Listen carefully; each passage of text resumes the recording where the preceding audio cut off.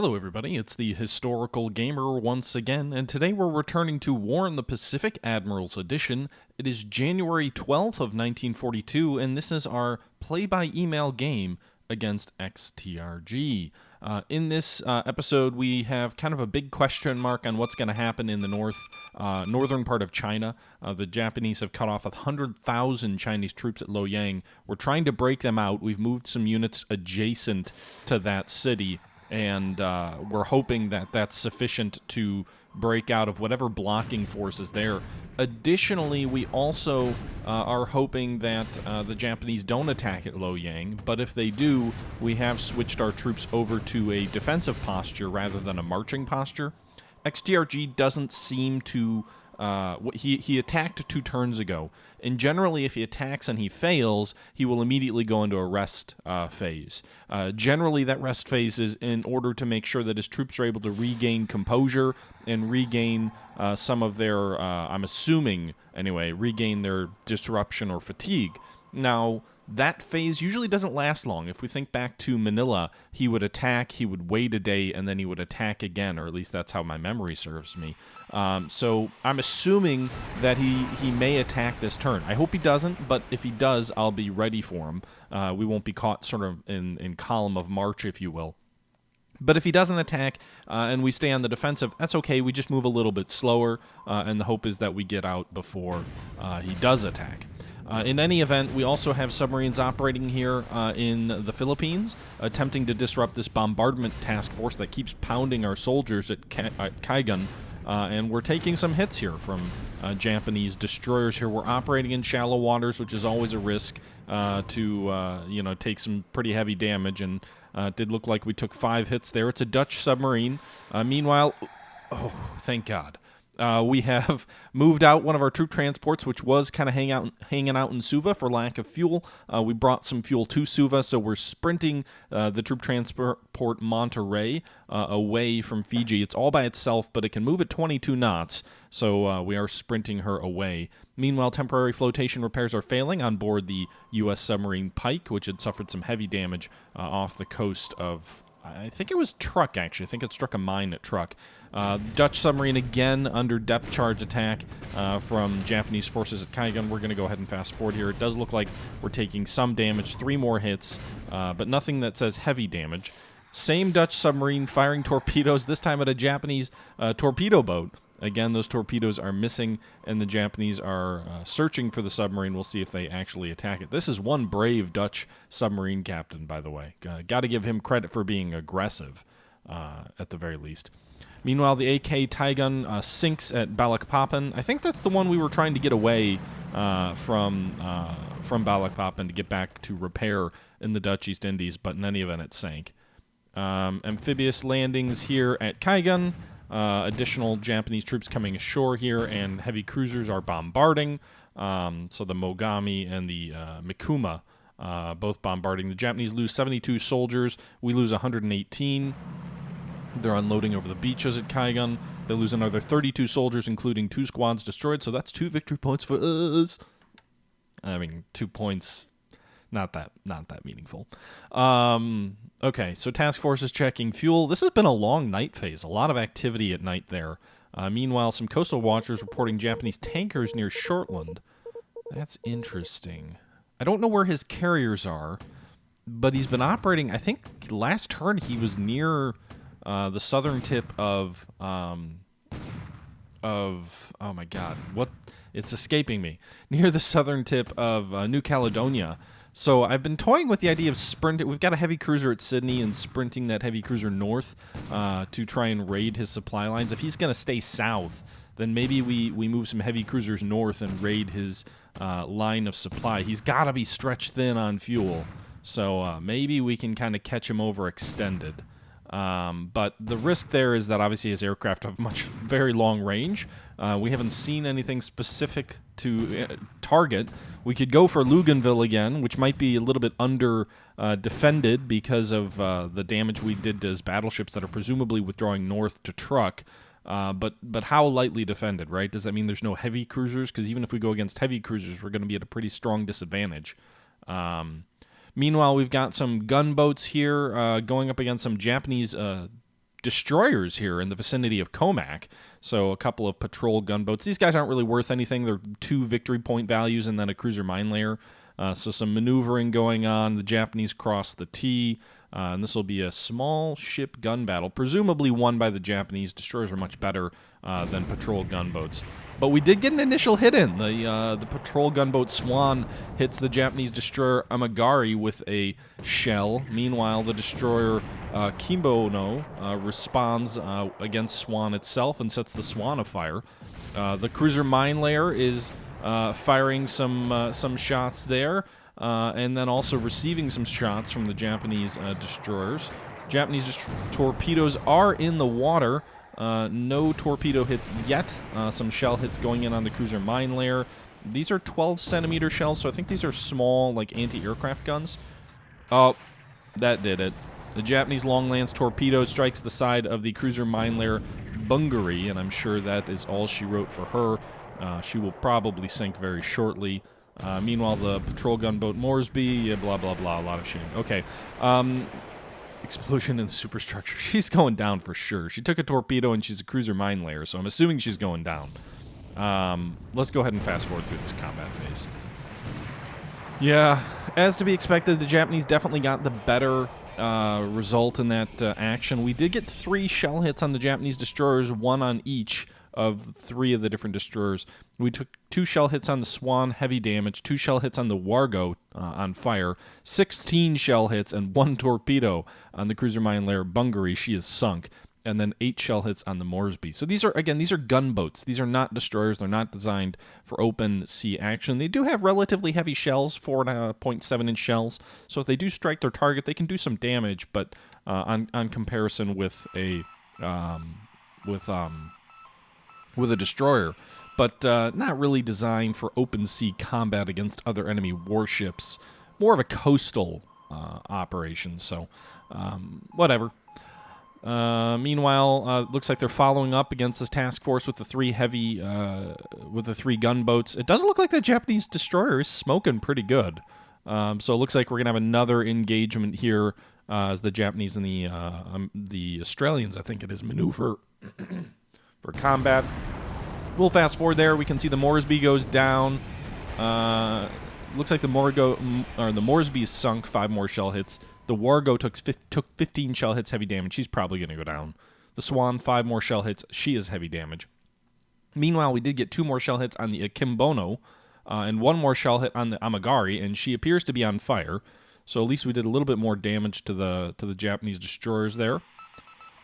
And they're going to engage us again. You can see 2 Japanese destroyers are on fire. One of those has some pretty heavy smoke, though, so that's, I guess, a positive of this result, is maybe we knocked one of his destroyers out of... I mean, it could sink. They're pretty far away from any serious port facilities.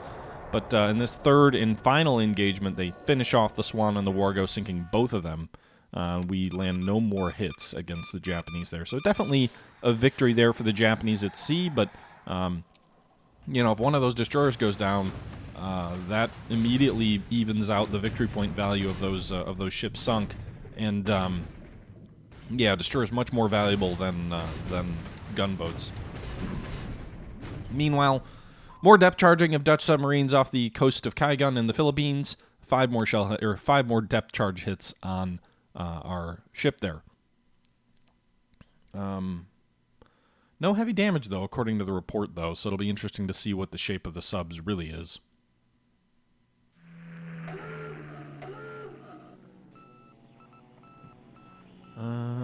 Okay, 38 zeros. It looks like he's running some cap over Johor Bahru. 38 zeros running cap. We have all of our aircraft ordered to sit down and do nothing. So another 44 coming in, so that means he's got at least 73 zeros able to run cap over Johor Bahru. Meanwhile, he's also got 16 Oscars, so that brings his fighter strength in the area up to around 90. Because they're all taking part in the same AM phase, that means that those aren't repeat sorties, I believe. That means those were all individual aircraft, no repeats there. So that does give us a little bit of concern if he's got 90 fighters that he can bring that far south on the Malay Peninsula. That probably spells doom for any aircraft we have on the Malay Peninsula.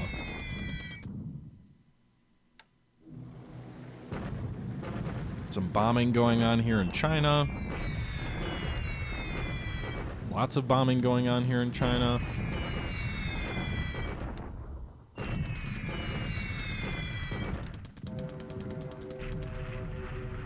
We're going to need to shore up our defensive line in southern China if he is going to make a push there. Bombing going on in Johor Bahru. He's got 16 2A sallies hitting our troops there. No damage done, however.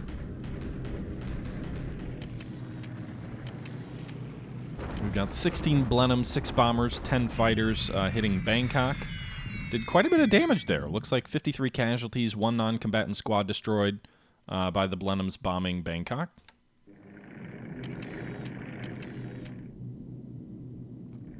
I wonder what it would take to cause him to pull fighters back over Bangkok. Like if we moved our B-17s out of the Dutch East Indies and moved them to Burma, you know, would bombing out of Rangoon do something like that? Meanwhile, the Japanese carrier task force here appears to be just north of Norfolk Island, here south of New Caledonia. I'm assuming that's this red force here. So that does mean he's pretty far south. It does open up a window here for a potential raid to sprint in, but it kind of depends on what direction he's going. I mean, if he's returning home, then that would run our cruisers right into him. If he's going for a raid against Australia, which seems possible given his positioning, like down towards Sydney or Brisbane, I guess he's a little bit far south for Brisbane. Sydney could be a target. Melbourne could be a target. Or New Zealand, perhaps. Maybe he could still just be chasing our cruisers. But our cruisers are well gone from that. I think I might need to move the Chicago, though, and the other heavy cruisers that suffered some damage to Perth instead. That's probably a safer location. I can't imagine he has any way to have enough fuel to get down to Perth. Meanwhile, we still had one last parting shot at Midway. 16 Dauntlesses hit Midway this turn.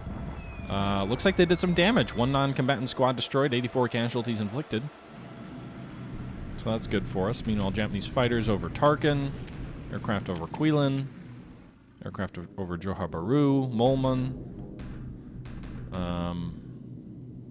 Yeah, air transport phase. And damage control on ships. Crippled task forces, ship damage control. Some ship just sank, and we also did just have a cargo ship at Palmyra take a torpedo from the Japanese. They really love to send their subs into ports. I really need to do a better job of mine... Whoa. Oh, wait, these are depth charges? Side penetrated on the I-19. Taking on some water. More depth charges, near miss, near miss.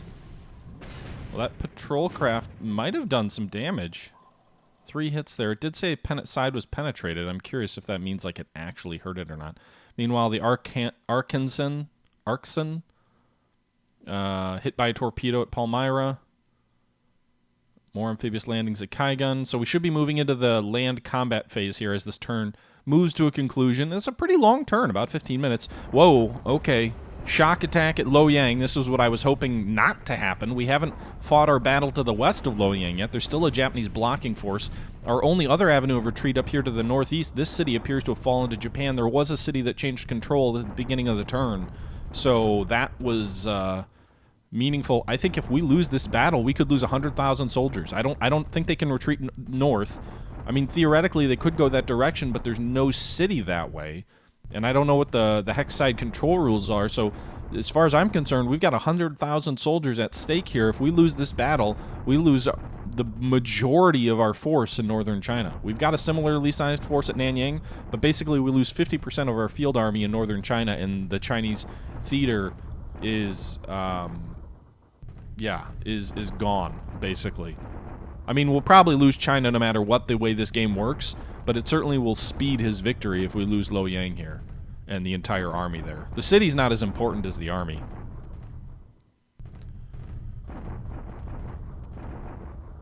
Okay, a lot of bombardment going on. This is going to be a long one. I'm just going to fast forward through this and we'll see what the results are. We can see the numbers dropping pretty rapidly on our end.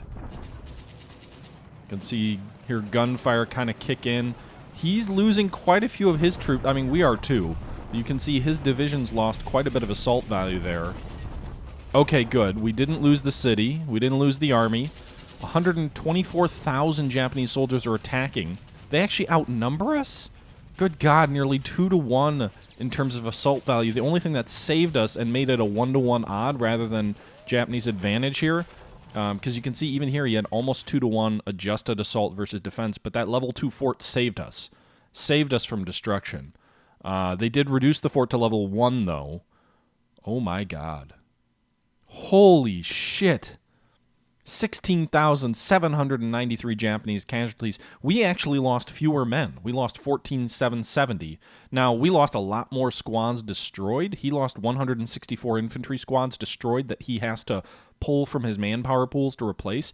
We lost 679. So on the surface, it's, the casualties are higher on his end. But what you really need to delve into is the number of squads destroyed. That also determines victory points. Now, my understanding is for every one Japanese squad destroyed, he loses 1 victory point. So that would be 164 victory points, I guess, for us, for destroying 164 Japanese infantry squads. He destroyed 679. However, the game recognizes that China has a lot of men, and therefore the victory point value of one Chinese squad is actually I think it's 1/6. I need to go back and double check, but I want to say it's 1/6. A victory point for every Chinese squad destroyed. So if that's true, and it might be like 1/5 or 1/10, I can't remember, but I think it's 1/6. That would mean he got 113 victory points. So we actually did better in terms of the way the game handles rewarding success in that even though we lost fewer or more squads, the value of the squads he lost was greater, which makes sense. Chinese infantry squads much more sort of less well-equipped than the Japanese. And while we lost 679 squads destroyed, we do have a massive manpower pool to replace those squads from. So the infantry squads are really not so concerning for us because we get a shit ton of infantry squad replacements. The real concern, and then also he had 904 squads disabled. So while we lost a lot more squads, he's actually weaker coming out of this battle than he was much weaker coming out of this battle than going in relative to us. We lost about 1,100 squads between destroyed and disabled. He lost almost 1,100 squads between destroyed and disabled. So about 1-to-1 in terms of squads lost. Non-combatants, 15 destroyed on both sides. We lost a lot more disabled than he did. Engineers, 29 destroyed on our end, 26 on his end. We only had 32 disabled because we didn't really have that many other engineers. He lost 145 disabled, so that would really hinder his ability to attack again quickly.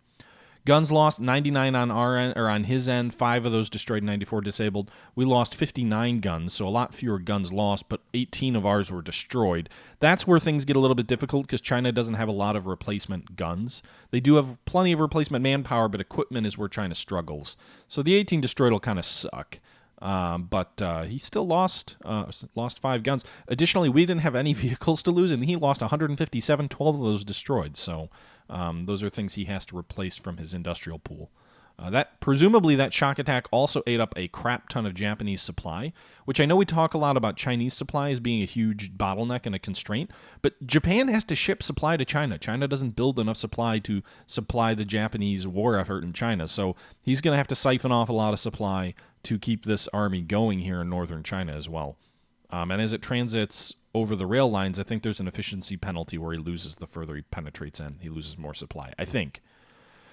So in any event, we hung on, and I don't think he's going to be in any position to launch an attack tomorrow. He probably won't be in any position to attack for a couple of days now, which is actually nice because we could theoretically try and rebuild the fortifications at Luoyang, although we've already decided we need to try and get out of there because he's blocking our route of escape. Meanwhile, Japanese deliberate attack at Wenkao here on the southern coast of China. There's been a couple of battles fought here. All of them have gone our way so far, but we're now cut off from supply with Japanese troops blocking all the roadways, so it's only a matter of time till Wenkao falls. That being said, this attack appears to be going reasonably well. We only have the 100th Chinese Corps is any real effective combat strength at the moment. It's over 360 strength to start the battle, dropping down to 346 in this battle. Japanese do reduce the fortifications from 2 down to 1 by the looks of it. I think it was a level... Was it level 2? No, it was only level 4. Well, no. Engineers reduced fort level to 1. I thought the fort level was 1. In any event, 1 to 2 Japanese assault odds, so they don't even get 1 to 1. They're attacking with about 30,000 troops versus our 20,000 defenders. They lose about 1,500 men. 5 infantry squads destroyed. We lose 18. We lose 1 gun destroyed. I mean, this whole force is going to get destroyed whenever we lose the battle. So any casualties we inflict on them is good. Meanwhile, bombardment attack at Mersing by the Japanese doesn't actually do anything. So the Japanese are probably testing out our defenses there. They've got an SNLF force, a Naval Guard force, and a couple of infantry battalions, or at least fragments of them. These troops are all pulling back to Johabaru, if you remember. Allied bombardment attack at Kagon. We can see the Japanese have brought 3 SNLF forces and at least portion of the 16th Infantry Regiment here. We have the 102nd Filipino Infantry Division, which is really the core of the defense, although we do have the 3rd Filipino Constabulary Regiment, and a couple of other smaller Filipino infantry regiments as well, the 102nd, 103rd. Okay, so you can see here the bombardment attack. This is the first time I've ever seen a bombardment attack really help out for us. And we inflicted 256 casualties on them just with our artillery. Granted, we don't have a ton of supply to keep doing that, but... Meanwhile, the 5th Japanese Armored Car Company appears to be the only force blocking 100,000 troops at Loyang from their escape. We're attacking it with 5 infantry corps, or 4 infantry corps, although only one of them has any real combat power. But it does look like we won. Yes. Okay, the 5th Armored Car Company is retreating. We got 40-1 assault odds. We destroyed 10 enemy vehicles. So between the 2 battles, the Japanese lost over 20 vehicles that they have to replace with their industry. That's a very good result for us. Only 39 casualties, nothing destroyed. Meanwhile, he lost 19 vehicles, 10 destroyed. That Armored Car Company is not destroyed, but is going to be pretty damn shot up. You can see 19 vehicles lost. He had 32 total vehicles, 10 of those destroyed, so he lost almost 30% destroyed of the entire unit. So that's a good result for us. And Japanese shock attack at Tulmo here in central Malaya. We don't have anything there defending against it, so that city's going to fall. I'm assuming Kuatan will fall too. Although it's interesting, he hasn't actually taken that. Oh, okay. Kuatan has not fallen yet, so that's a good result. I mean, that base should fall whenever. Really should fall like now. But for whatever reason, he hasn't taken it yet, and that's a level 4 airfield, just a couple hexes from Singapore. So that'll make his job of reducing Singapore all that much more easy. But until he does that, you know, it's good for us. Meanwhile, I think that's going to end this turn here. It's going to move us out of January 12th and into the January 13th planning phase. So we'll be back to summarize what our orders are after your commercial break. Maybe I will insert a commercial. I've never actually done that. A lot of YouTubers do, but I never have. I should do that. Meanwhile, we've got some RAF squadrons arriving at Aden, so that's good to see. And yeah, so kick this out to the menu, and we'll jump right back in after the break. All right, everyone, and we're back. It is January 13th, 1942. We've just concluded the turn replay, and currently we're looking at the Dutch East Indies. Quick update on the draining of the lifeblood of the oil from the Dutch East Indies. The first task force of ours, which had been at Palembang, 24,000 units of oil or fuel has been pulled out and should be safe from enemy air attack this turn. Most of his subs look like they're to the west, sort of guarding against Oosthaven, so these guys hopefully will have a clear shot to the eastern coast of, or actually west coast of Australia at Perth with 24,000 fuel.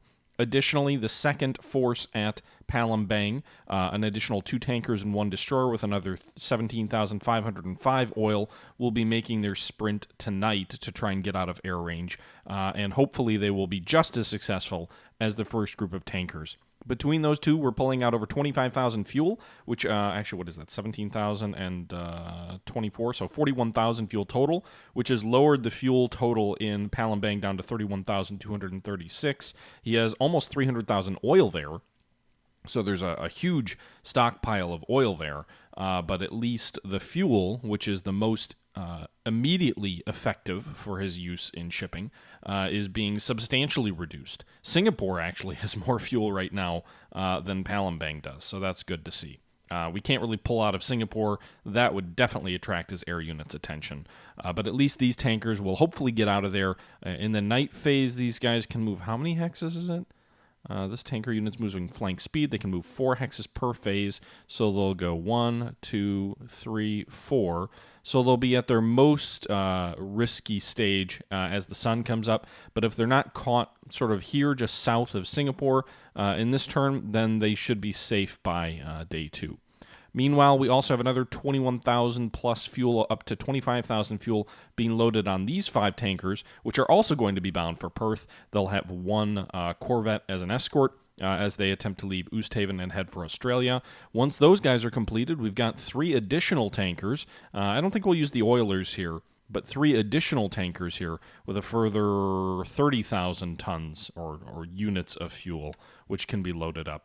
Oosthaven is sucking some, so we've directly pulled about 41,000 fuel out of Palembang by these 2 risky tanker moves, but Oosthaven is where most of the fuel is going. They're up to 37,000 units of fuel, all being sucked south from Palembang via this railway that's connected to Oosthaven, so our tankers can continue to load up at Oosthaven relatively safely without too much risk of enemy air attack. That may change with the fall of Kuantan or with the fall of Malacca. If he brings in bomber forces there, that will close the gap a bit between where he is and where we are. But at least for the moment, Oosthaven continues to remain relatively safe from enemy bombing operations.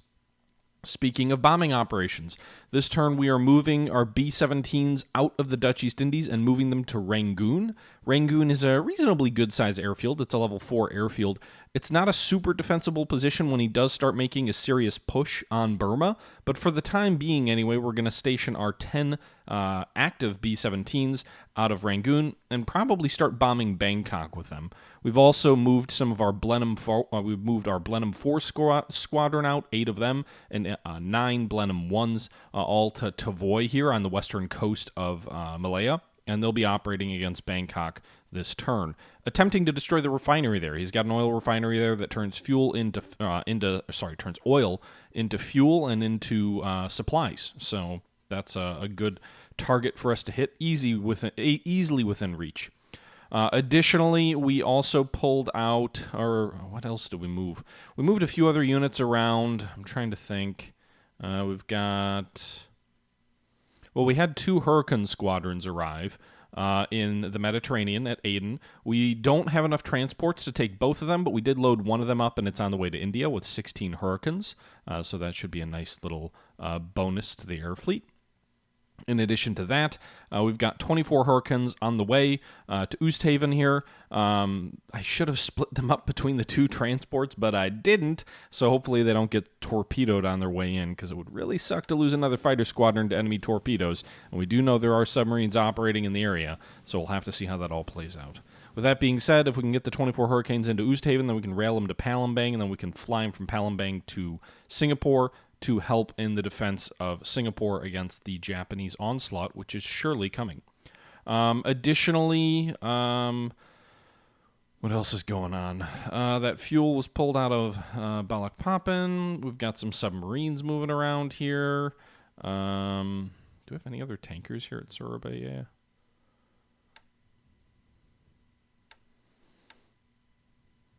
We do.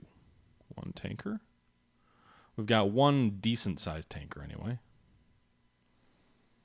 And we'll have them escorted by a mine layer here. So we're going to move this 6,000 fuel unit tanker to Balikpapan, where it will load up on fuel. I would pull it from Java, but Java's basically empty of fuel. We've already, between our naval operations here and the actual withdrawal of fuel via our tankers, Surabaya is basically a dry well at the moment as far as fuel's concerned. We've got a couple thousand, but less than 10,000 fuel currently there. We do have several tankers heading to Oosthaven. We've got a couple of tankers, from Oosthaven to Perth. We've got a couple of tankers on their way back. That's 20. We've got a lot of fuel on the way back to Australia. We even have some oil, which I don't actually think there's any refineries in Australia that I can think of. If I go to industry management, do we have any refineries? Balikpapan has a refinery. Calgary, Edmonton, Langkawi, Lado, Los Angeles, Meaden. Melbourne does have a refinery. Okay. So it actually is it's basically completely out of oil too, so we can bring the fuel to Australia, and that should power the refinery at Melbourne to produce a little bit of fuel and a little bit of supply. So that'll be, I guess, not a wasted trip. 21,000 fuel going toward Cairns this way, which is on the east coast of Australia as we kind of swing down here. We also at Townsville have some 18,000 fuel unloading from these ships here at the port of Townsville. So we've already started unloading some of it. They're not currently docked, but we're unloading more of it. Meanwhile, we've got these tankers with 35,000 tons of fuel. I'm using tons in the unit of measure interchangeably. It's not really how the game works, but anyway. We're going to have these tankers sprint north. We were going to use the larger dockyards of Brisbane to unload them because it would be more efficient to get the oil off quicker. But we have spotted the Kidu over here to the east of Australia, and it's moving west. It's moving directly west. So according to that report, if it continues on this line moving west, it will basically come in at Newcastle. So that would probably be a carrier raid on Sydney, but we also can't risk that. I mean, that's definitely within range of Brisbane as well. So we need to make sure we empty the port out of potential targets or assets for him to hit. So we're pulling out those tankers and we're moving them north. And we've also moved the other ships that we can move at this time. We do have some ships that are under repair at Brisbane at its dockyards. We've got a cargo ship, the Megs, mine layer, the Chevreul. This is the one that survived the Battle off Comac, the French, the brave French mine layer. We've got the submarine Sea Dragon and the light transport Malbin, all currently repairing at Brisbane. But we are retreating our everything we can in the area is pulling out of both Sydney and Brisbane and moving to safety, hopefully ahead of any arrival of Japanese carriers. Additionally, we are going to try something here. We've got some cruisers currently at Sydney. They're not currently detected. 2 heavy cruisers, 2 light cruisers, 2 destroyers. And we have Captain Lowry, who I believe was the captain. I'm trying to remember. I think he was the captain of the attack at Comac. I'd have to go back and double check. But a level 66 leader, 62 inspiration, 66 naval. He's a very, very capable commander. Relatively aggressive as well. And so what we're doing is we're ordering him to move north to Brisbane at flank speed. He should be able to get there in the night phase, so assuming these carriers continue moving west, which is a bit of an assumption, he'll be at Brisbane before the sun comes up, before any carrier raids approach. And then from Brisbane, he's going to refuel, and upon refueling, he is going to sprint for Tulagi. Now, we can't really get to Tulagi and back on full flank speed, so I think the intention is to sprint out to Brisbane, then to sprint northeast toward Tulagi, and then, but after this turn, you know, it might be here or here, I'm not sure, somewhere around here, just off the coast of Mayborough is where the cruiser likely will be. Assuming it is still undetected, which is a big assumption, and assuming the Japanese carriers don't hit it, then it is going to move north on sort of a normal mission speed, and as the Japanese carriers continue to move west and sort of hitting the Australian coast, then these cruisers are going to move on to Tulagi. That's my assumption. We'll have to see how things play out. I mean, if we're like here, and if we see his carrier swinging north toward Comac to bombard the troops there, or Nomaya, then we'll probably not do that raid. But for the moment, anyway, I'm planning for the cruiser to be somewhere around here, likely out of his range. Unless he's moving his carriers at flank speed, they'll probably be somewhere around here, and thus something that we can hopefully exploit and kind of get in behind them. Because one of the things that we've been talking a lot about on the Discord is the fact that these carriers may be all the way down here. And these are a little bit of a nuclear option, right? Like, we can't do anything against these guys, barring like a lucky sub hit, which we've got a few that are coming south to try and converge. But barring a lucky sub hit, we can't really do anything about his carriers, except when they're this far south. We know he's got to have other targets up in here, up in Tulagi, up in Espírito Santos, at Luganville.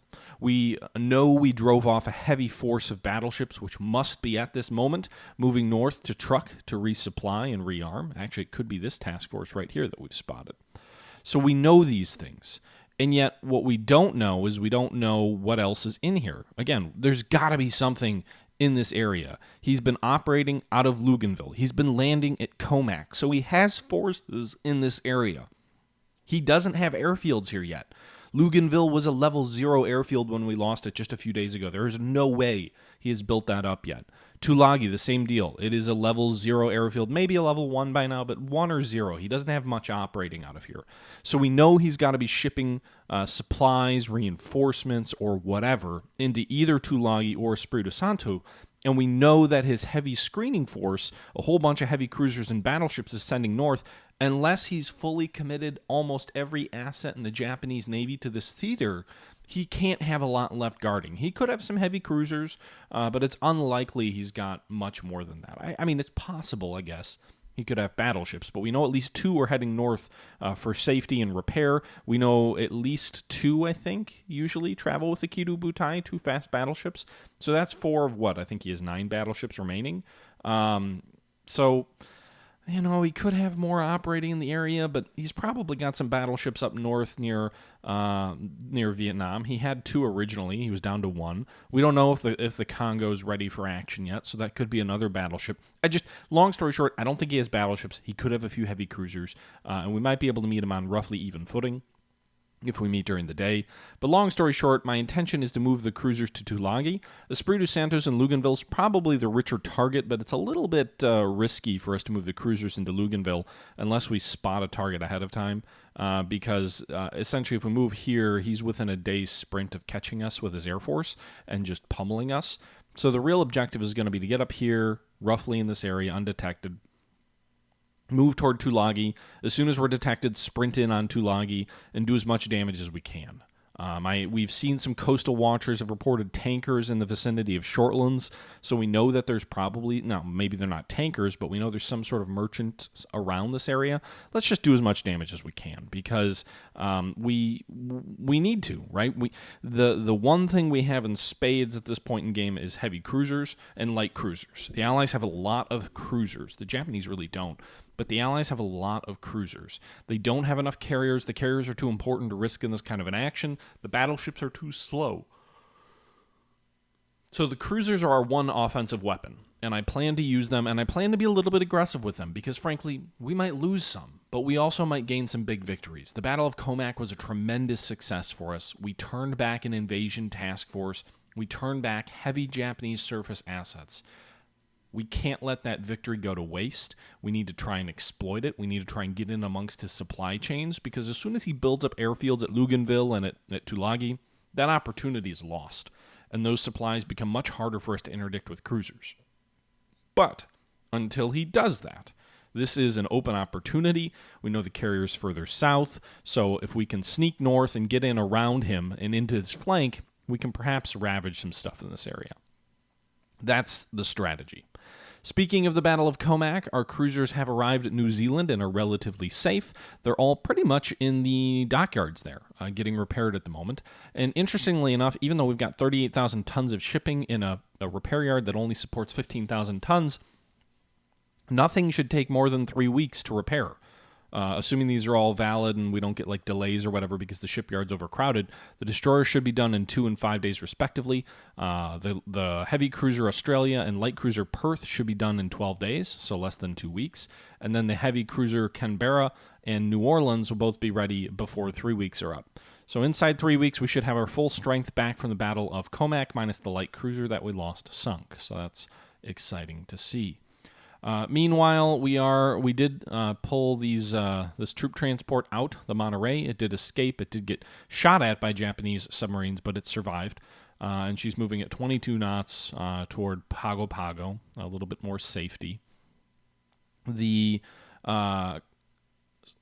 ship Castor is badly damaged. She's got 99 fires, and she was hit by a Japanese torpedo. So I think actually that we're just going to scuttle her. You get a slightly less damaging victory point hit if you scuttle a ship. I think you get 10% less penalty. It's at 99 fire, which means it's going to sink next turn. If that fire gets to 100, the ship sinks. So she's going to sink. So we'll just go ahead and scuttle her. Apparently the commander is lost at sea. Would have been anyway, probably. The Macedonia, another troop transport, is sprinting through Japanese sub-infested waters at 22 knots. Hopefully too fast for the Japanese to target and hit anything at her. And the other ships here at Suva are withdrawing. These guys need to dock to unload. These guys are unloading 4,000 supply here, which will bring us up to 7,000 at Nadi. Suva's at 35,000.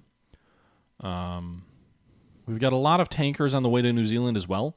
So we've got 38,000 on the way to Auckland, and we've got 18,000 on the way to Christchurch. So Christchurch is basically the port on the southern island of New Zealand, and that will fuel industry. Australia has heavy industry at Christchurch. They also have they have local resources, so the resources they provide, they don't need those, but they do need fuel on the southern island of New Zealand. They're almost out. As we can scroll through here, we see they don't have a lot of fuel, but they do have light and heavy industry, which needs that fuel to operate. 18,000 should hold them over for quite some time.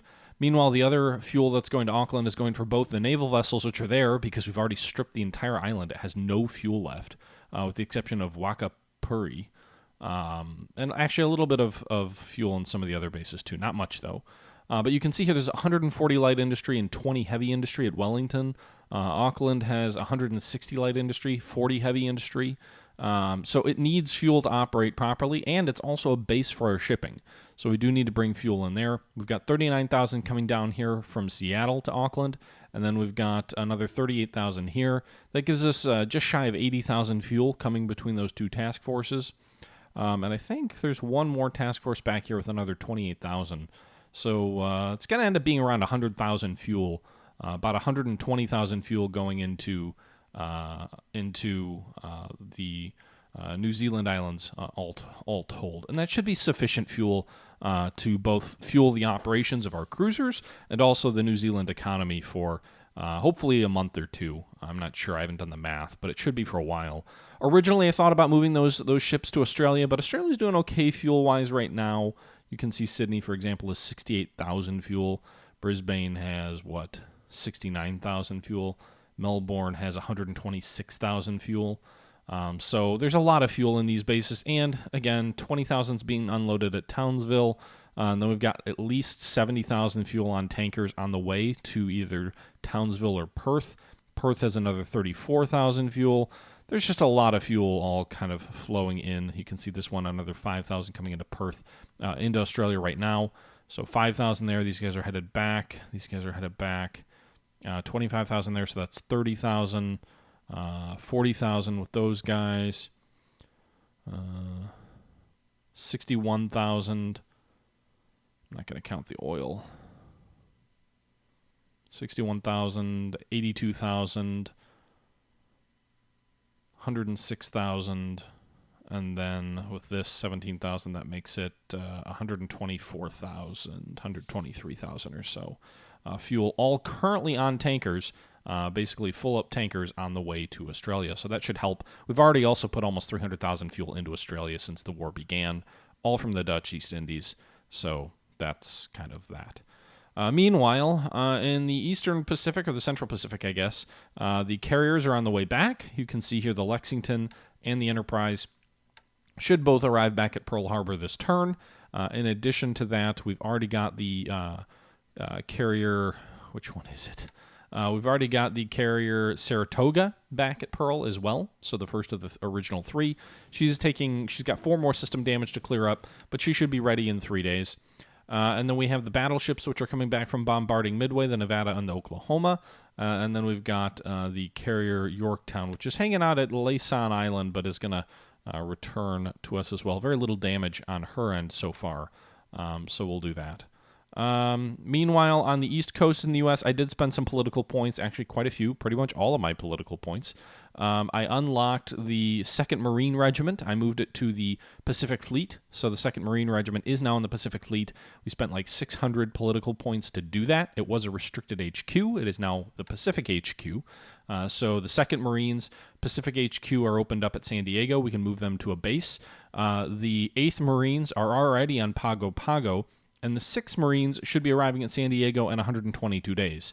So in about 4 months game time, we should be able, and the 2nd U.S. Marine Corps Regiment of Engineers is already at Pearl Harbor and already unlocked. So as soon as the 6th Marines arrive in about 4 game months, we get all these guys at the same base. We can combine them into the 2nd Marine Division, which will make one hell of a strike force once we're able to do that. So we did spend that. We'll probably move her onto an island near Pago Pago as well in the meantime to strengthen our hold in the South Pacific. In addition to that, we also unlocked the U.S. Marine Corps 2nd Tank Battalion. It's an armored unit, consists of M3 Stuart light tanks, M2 A4 light tanks, M2 half-tracks, has a pretty good assault value of 86. These guys would be wicked effective on the island of New Caledonia. Probably no feasible way for us to get them there, but if we could, I'd love to put them into Comac and have them kind of roll the Japanese landings on Comac in New Caledonia and drive the Japanese back with superior firepower and tanks. These guys would be really good with sufficient supply at launching a counterattack. We might consider it, but it'll probably take a month to get there. Honestly, by the month's end, I would expect New Caledonia to fall. But they'll be effective for a counterattack eventually. And so we'll probably move them to another base in the South Pacific as sort of a strengthening force, maybe even to Suva, to Fiji, to make sure that we kind of really have sufficient striking power there to drive any Japanese back into the ocean. And that's it. We had looked at moving the 2nd Marine Parachute Brigade, but we don't have enough political points anymore. We only have 13. We did also adjust some of our fighter units in Brisbane because we know the Japanese carriers are in the area. We have 3 P-40 Warhawk squadrons all just arrived, and they are currently trying to get their aircraft ready for combat. The 17th Pursuit Squadron has 15 ready aircraft, but most of its pilots are 30 level experience. So all these kind of grayed out characters are going to be sent back to the pilot pool, and these characters with 50 plus experience are all being pulled in from the reserve pilot pool, and so they should be able to help defend, although I think it might take up to a week for some of these guys to arrive. So by the time they do, the moment may pass. But in the event that they hang around long enough, then we'll get better fighter pilots in Australia. We're also doing that on one of the other P-40 squadrons as well, with all the available crew that we had. Meanwhile, in China, we did win that battle of Loyang. I'm definitely calling that a victory. We held our own. We lost a fortification, however, and the intent is to continue the withdrawal. So the troops here originally, I think, had 2,100 assault value. They're down to 1,600 after that last battle. Now, of that 2,100, about 150 of it moved west. So really, we're down about 300 assault value due to that Japanese attack. We had around 100,000 soldiers all told before. We're now down to about 80,000 soldiers at Loyang. Probably about 10,000 casualties if you include these guys which left. So about 10,000 casualties that we lost.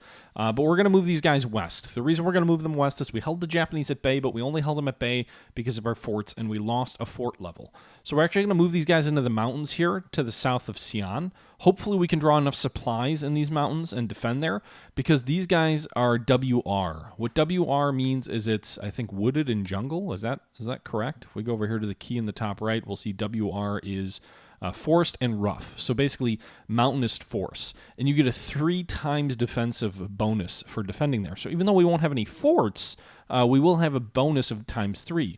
We only have 1 fort left in Loyang, and it's a clear terrain. So we get no terrain bonus in Loyang. It's not a large enough city to get an urban bonus. And we only have 1 fort giving us any defensive bonuses. So we'll actually be able to defend better here than we can at Loyang. I'm assuming that the last turn, convinced him not to attack again. So I switched these troops out of combat phase and moved them into move phase, and they're going to be moving a little bit more efficiently, at least for the next turn, now that our escape route has been opened up thanks to these Chinese forces here to the west that successfully counterattacked. Meanwhile, I'm moving some fighters around. We have quite a few aircraft that are out of commission, unfortunately, but we did move 9 fighters to Kuailan, where we have sufficient air assault, and we're providing some fighter cover over these Chinese forces to the northwest of Wuchao. He keeps bombing them. Let's give his fighters something to think about, and maybe they'll shoot down a few aircraft. Additionally, we're also moving the other AVG, or Flying Tiger Squadron, north to Xi'an, because a major battle is shaping up there, and they will be defending at least over the troops over Loyang, or to the west of Loyang, with a combat air patrol as well, hoping that the Japanese lash out against them. All right. And that's kind of the gist of it. We've been talking for a while, so we'll probably wrap this video up here. But a lot going on this turn. He still hasn't moved into Bataan, which is interesting. We have another transport of about 1,700 supply about to arrive at Bataan. So that'll bring our supply up to around 54,000 supply. Minus whatever we're going to use up this turn. Level 4 forts, we're not spending any sort of substantial amounts of supply building anything new. What do you call it? The supply limit is 53,000, so we're no longer suffering attrition. We might suffer a little bit when we bring this transport in, but it should lengthen the amount of time we can hold Bataan. Additionally, we're loading up the patrol craft Zeman with 600 additional supply, and she will be running into Bataan as well, assuming she can make it. We don't really know if she can make it there. The Japanese task force up here, there's 10 ships spotted moving northwest. This was the mini Kirubutai, I believe. It was down here, and we had a sighting of some carriers, or at least cruisers, and they're moving northwest up here. So my assumption is they're moving back towards Saigon or to Cam Bay. Either that or they're going to move west and support against Mersing, which is another option. But I am moving some submarines over here to build a little bit of a wall to either block Saigon or to block the Malay Peninsula, and maybe we'll get a lucky torpedo strike in. One of the Dutch submarines took a lot of torpedoes last turn, or depth charges last turn, the KV-12, and or KV-2, I guess. And she's pulling back out to Surabaya to repair. She suffered 25 float damage, 43 system damage. No major damage, though. Everything can be repaired pretty quickly and easily, it looks like. So that shallow waters definitely did us in a little bit. Meanwhile, what else is going on? Pike is still withdrawing, 47 float damage. She's headed to Brisbane. The Prince of Wales is still moving toward South Africa. Float damage popped up to 53. It was at 51. It popped up to 53 last turn. This turn, no change. So still 53 float damage. No decrease in its float damage ability. And it looks like about 27 days between when she will get to Cape Town and when she won't. I know I got suggestions from one of you to move her to Colombo. The problem is she's going to take probably a year and a half to repair. And if that's the case, I don't want her at Ceylon because I fully expect at some point the Japanese are going to launch a carrier raid into the Indian Ocean, and if she's in the docks there, she'll get destroyed. Additionally, by this point, it probably would take like 15, 20 days to move her to Colombo anyway from where she is. She's already off map. So that would just, there's no reason to think that the extra 5 days is going to be instrumental in causing her to not sink. Also, we've got 12,000 fuel coming from off map from Perth there. I've started loading up some cargo ships with some fuel as well to supply Australia with fuel via cargo ships. Not super efficient, but who cares? And I think that's about it. I think that's all I've really got for you guys this turn. This is a little bit of a longer episode, I think. So let's go ahead and wrap this one up here. I'll send this turn over to XTRG sometime later tonight, and then we'll continue the turn from there. With that being said, I hope you guys have a wonderful day, and I hope you have a nice Memorial Day weekend if you're in the States. Until next time, guys, this is the Historical Gamer saying once again, thank you very much for watching, and until next time, we're out.